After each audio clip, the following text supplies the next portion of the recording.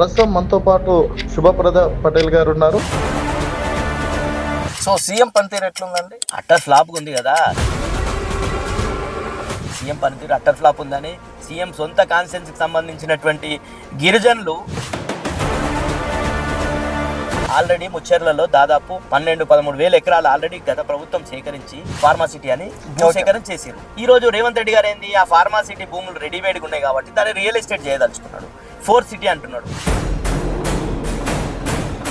Pharma village అని చెప్పేసి లగచెర్లలో ఆయన సొంత కాన్స్టిట్యున్సీలో పెట్టబోయిండు. ప్రజలు రివోల్ట్ అయ్యారు కదా. హైదరాబాద్ నుంచి వచ్చిన వాళ్ళే కానీ లగచర్ల గ్రామస్తులు ఒక్కరు కూడా లేరు అని చెప్పేసి కూడా చెప్తున్నారు. వాళ్ళు చాలా క్లారిటీగా ఫోటోలు కూడా మీరు ఎవరైనా సీఎం కాన్స్టిట్యున్సీ కదా.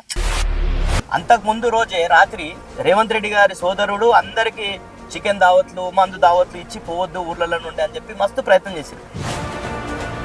ఓడిపోవడానికి ముఖ్య కారణం ఏంటంటే సిట్టింగ్లకే 10 సీట్లు ఇవ్వడం వల్లనే ఓడిపోయిందని చెప్పేసి ఒక టాక్ అండి, బలమైన టాక్ అది.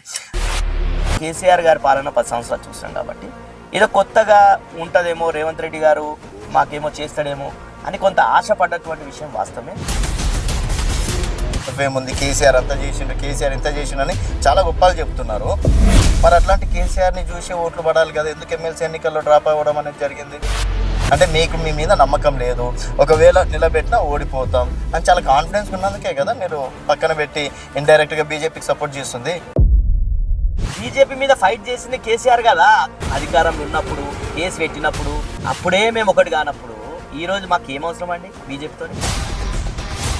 మేము ఈరోజు ఉన్నటువంటి పరిస్థితుల్లో మాకు ఈరోజు రాష్ట్ర ప్రయోజనాలు ఇంపార్టెంట్, రాష్ట్ర ప్రజలు ఇంపార్టెంట్. ఒక్క ఎన్నిక, అది గ్రాడ్యుయేట్ సంబంధించిన ఎన్నిక.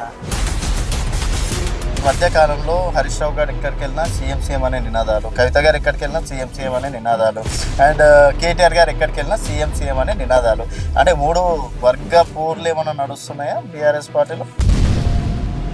అందరికీ క్వాలిఫికేషన్స్ ఉన్నాయి. ఈరోజు ఎట్లుందంటే ఒకరికి మించి ఒకరు ఉన్నారు. డెఫినెట్గా అంటే తప్పేం లేదు. మా ముఖ్యమంత్రి అభ్యర్థి ముఖ్యమంత్రి కేసీఆర్ గారే అనేది ప్రజలు కోరుకుంటున్నారు.